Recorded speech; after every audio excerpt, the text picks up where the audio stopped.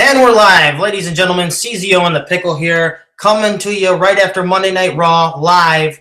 And ladies and gentlemen, may the 4th be with you.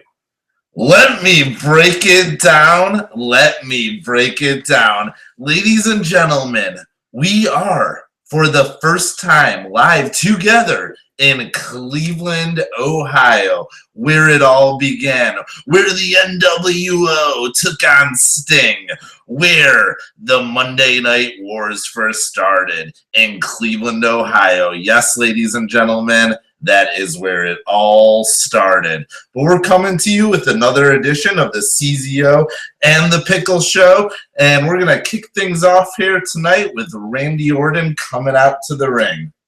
And well, they were in Canada today, and Randy Orton started off coming to the ring, comes out, had the New Day come out.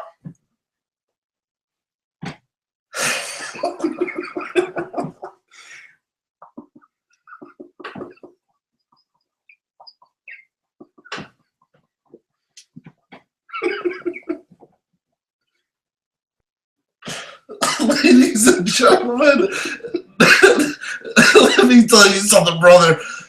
Randy Orton came out to the ring tonight, and he was looking dominant as ever. His theme music. Ladies and gentlemen, let me break it down for you. Let me break it down.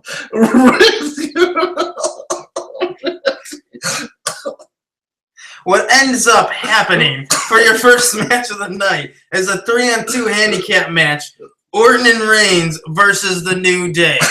And ladies and gentlemen, it is the New Day. Like we said, we are coming to you live for the first time together, meeting up in Cleveland, Ohio. And we had Kane come out and make 2 matches, which included the main event, Orton versus Reigns, and also Seth Rollins versus Dean Ambrose with no J&J security. Want to go ahead and weigh in on that, Pickle? And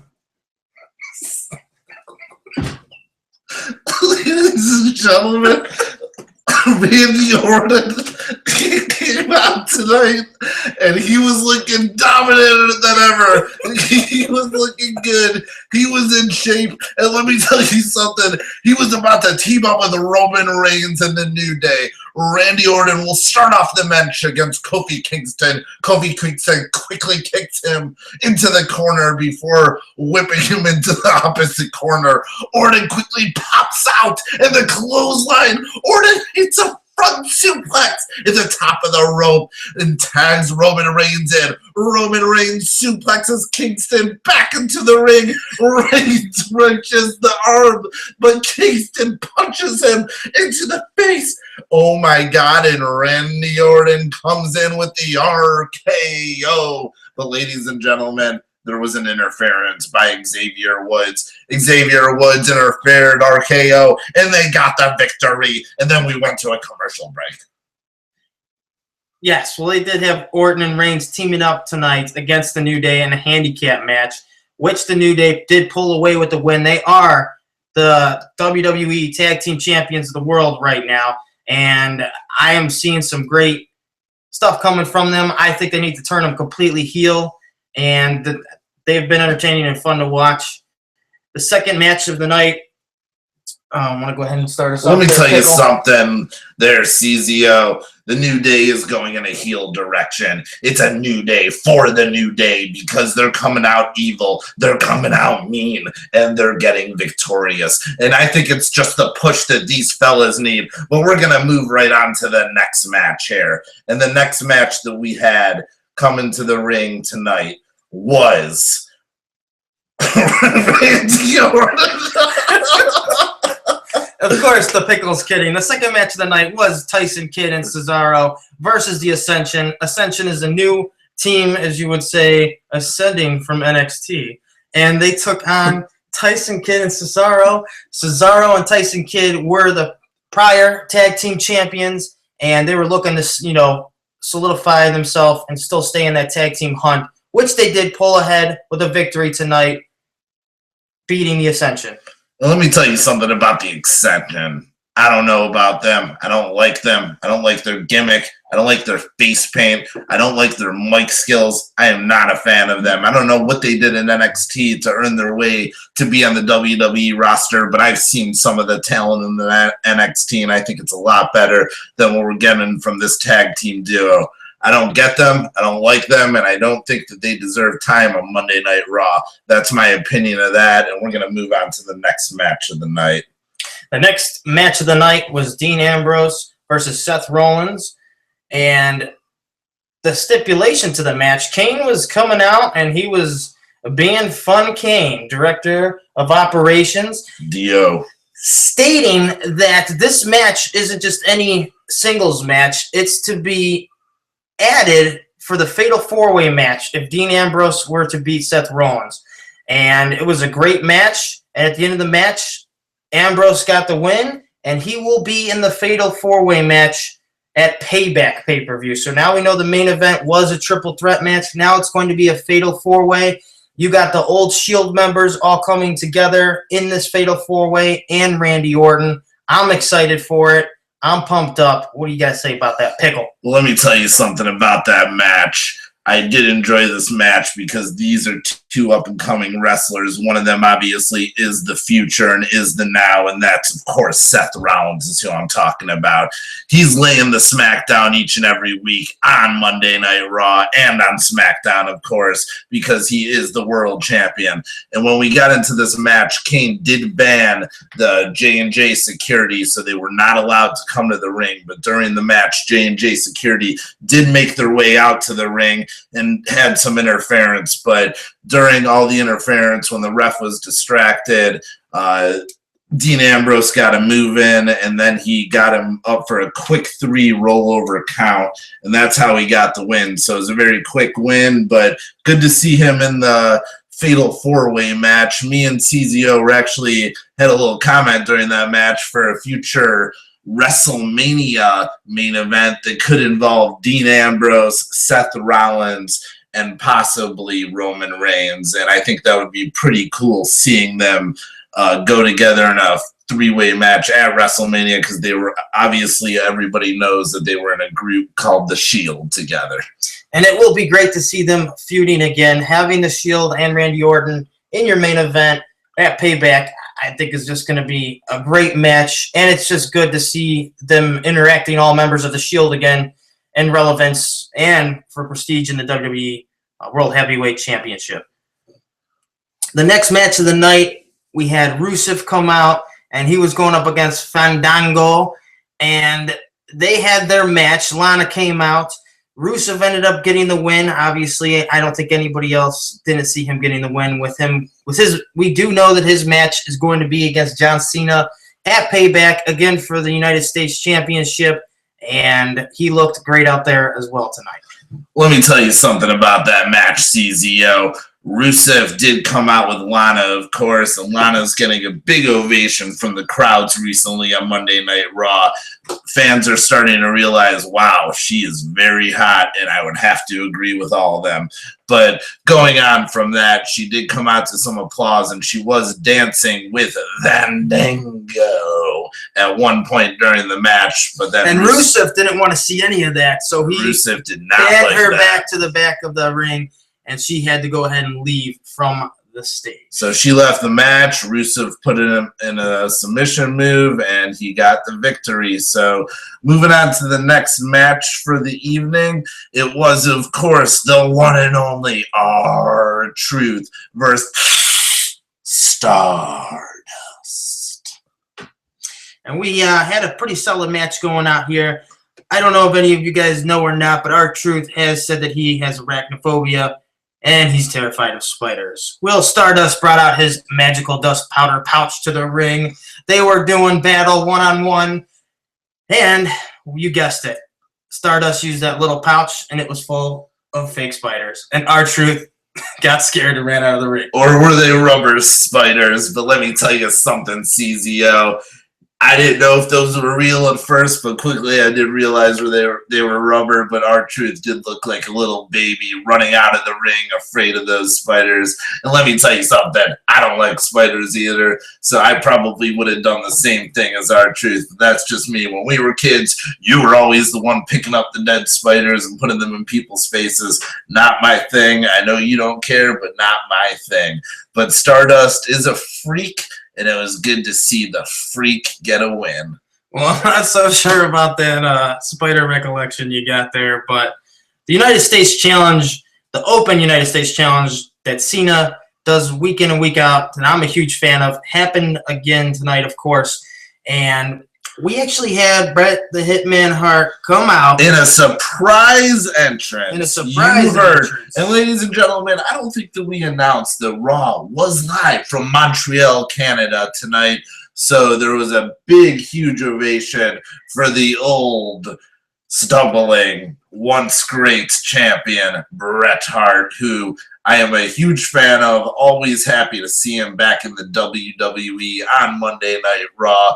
Very surprised every time I see him out there because it's just been so long since he was ever relevant on a Monday Night Raw since he left the last time. But it was good to see him, and it was great, and he did come out there. And we both looked at each other. We got to watch Raw live tonight together for the first time in a long time.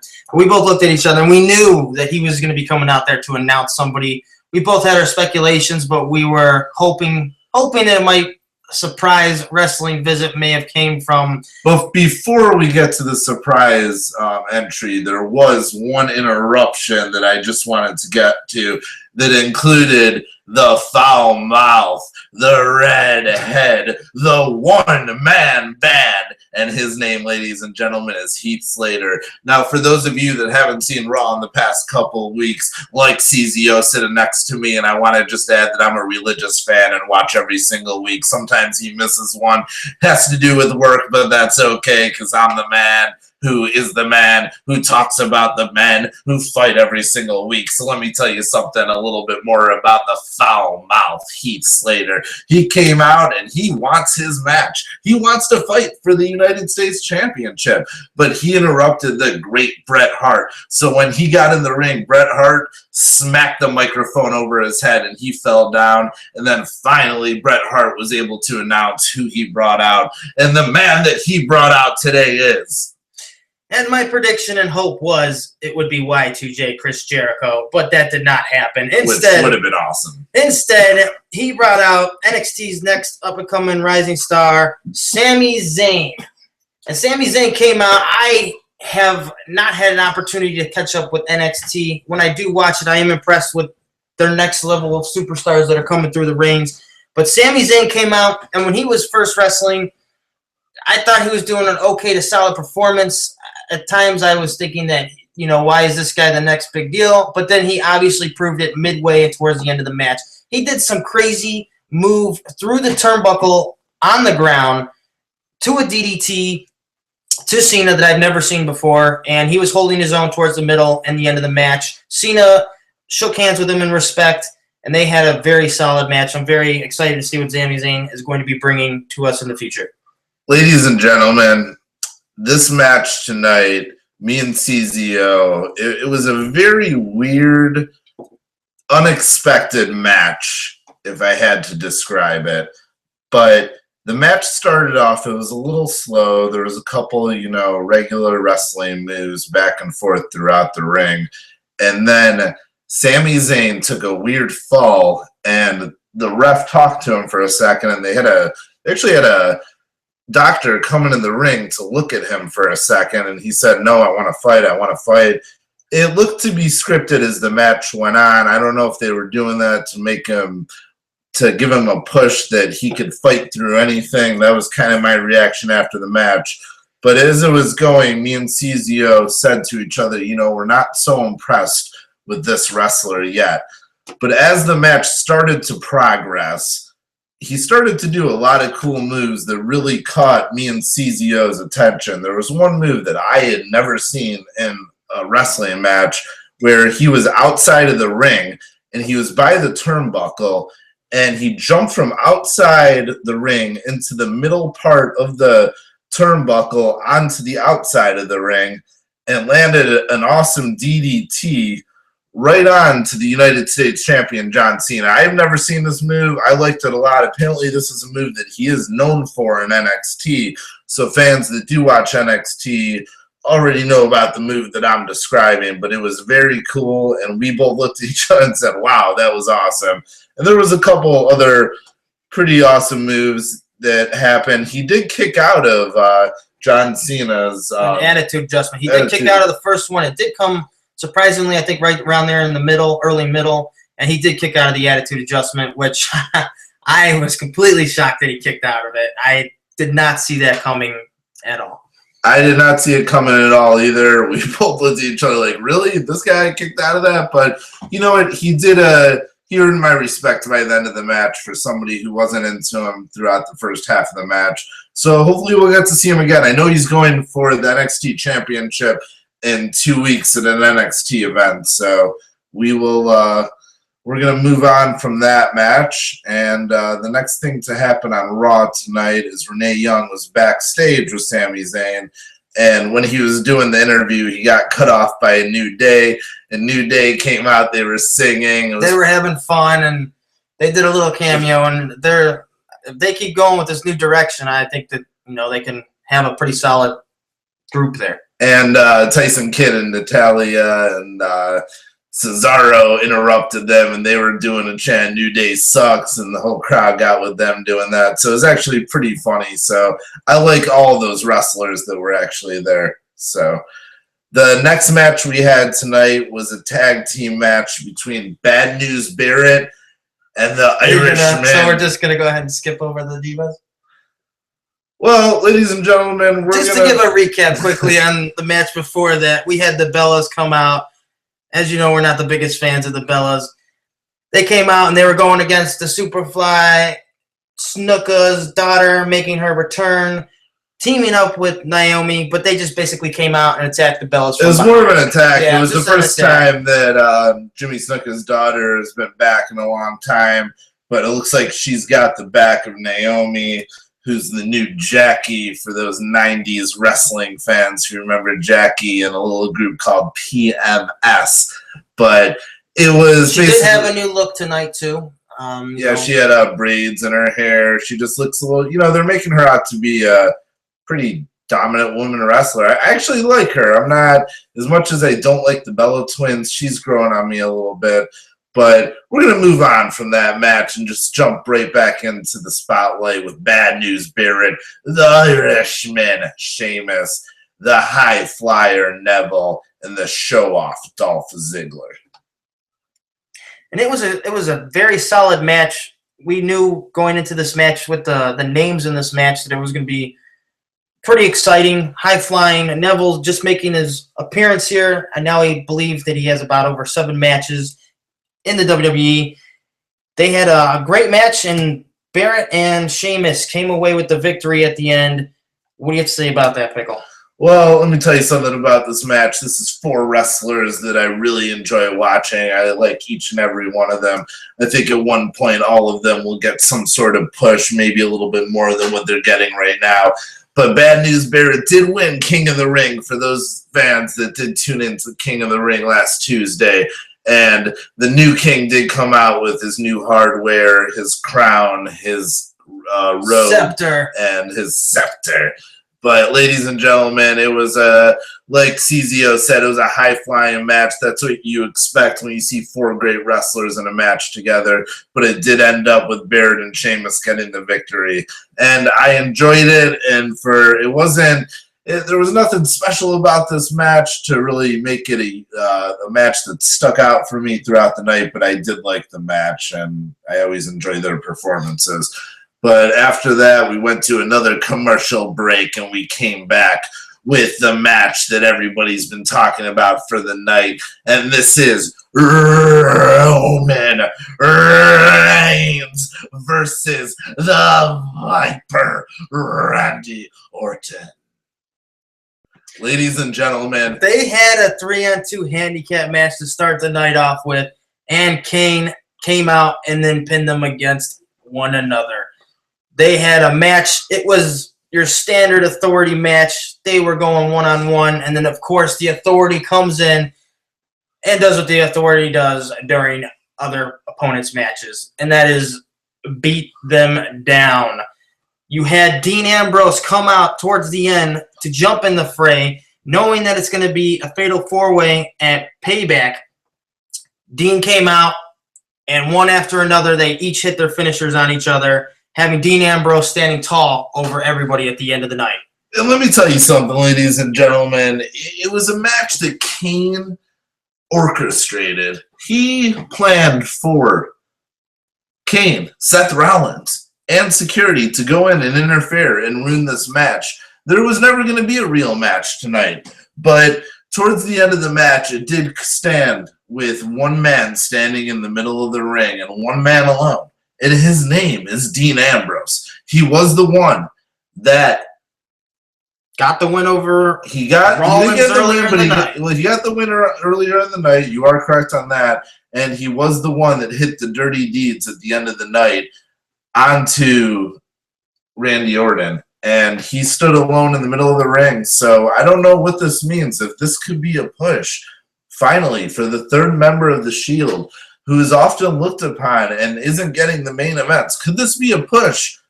Or is this just another way to fill in another man to make it more exciting? CZO, let me get your comments on this. Where do you see this direction going? Well, I do see the fact that they are having the Shield again go up against one another and bring some relevance to it. I am liking that. I think that Dean Ambrose has grown on me. I know he is a huge crowd favorite, and like I said, he is growing on me. So I like to see some more stuff out of Dean Ambrose. He wrestles really well. And like you said, I'm just looking forward to see what they're going to do here. Now you got three members of the Shield and Orton going for the title. I believe they said 2 weeks away at Payback. So I don't know how that's going to go yet. I don't have any, my pick of the match. We'll get into that in some of the following Raws. It was a solid night tonight. We're also going to switch paces here, too. And we did watch the fight of the year. Or should we say the bore of the year, ladies and gentlemen? The fight that we're obviously referring to is Manny Pacquiao versus Mayweather. And ladies and gentlemen, all I have to say about that fight is I was bored. I had more fun with my friends that we were just hanging around, but I did not enjoy the fight at all. It's like they were dancing for, an hour in the ring. It was not exciting. The only time, I thought Mayweather made it boring. At least Pacquiao was trying to get the win, but it obviously ended up with Mayweather winning the fight. But you know what? I'm not a big boxing guy as it is. I'm more of a WWE wrestling fan, so I only wanted to watch it because, everybody wanted to see this fight. I thought it would actually be exciting, but it wasn't. So to me, the sport of wrestling, or the sport of boxing, rather, I apologize, ladies and gentlemen, is dead. May it rest in peace. And I'll agree there. I mean, I wanted to be entertained by it. I was excited for the fight. I knew it was going to go to a decision, and Mayweather was going to get the decision. I already knew that was going to happen. Only thing I can say that I liked out of the fight, at least Manny was the aggressor. He was definitely the aggressor in the fight. You saw that, and you were hoping with that he could probably get a win instead of just having, Floyd sit back and just take some punches and kind of make it boring. With that said, we're going to wrap things up here. We will be having our next Monday Night Raw coming out live right after Monday Night Raw. We will be covering the Payback pay-per-view. I do want to let you guys know, too, that the WWE app right now has a lot of content on it. We're going to try to get through it and give you guys our recap, results, and opinions. As always, please comment, like, and we had a fun show tonight, so thanks for sticking in there with us. It was a first, and ladies and gentlemen, just remember that this is a live show that we do for you. We try to do it every week. Sometimes we like to have fun. We like to have a little bit too much fun, but remember, this is two friends like to put on a show for you, And this is the first time these two friends have been together live in person doing a show together. So we hope you enjoyed it. We hope you had some laughs. We hope you have a good night and keep on rolling. And as Stone Cold Steve Austin always says, hell yeah, had a good show. Good night, ladies and gentlemen. As always, I'm CZO, the animated character, and he is the Pickle. Until next time.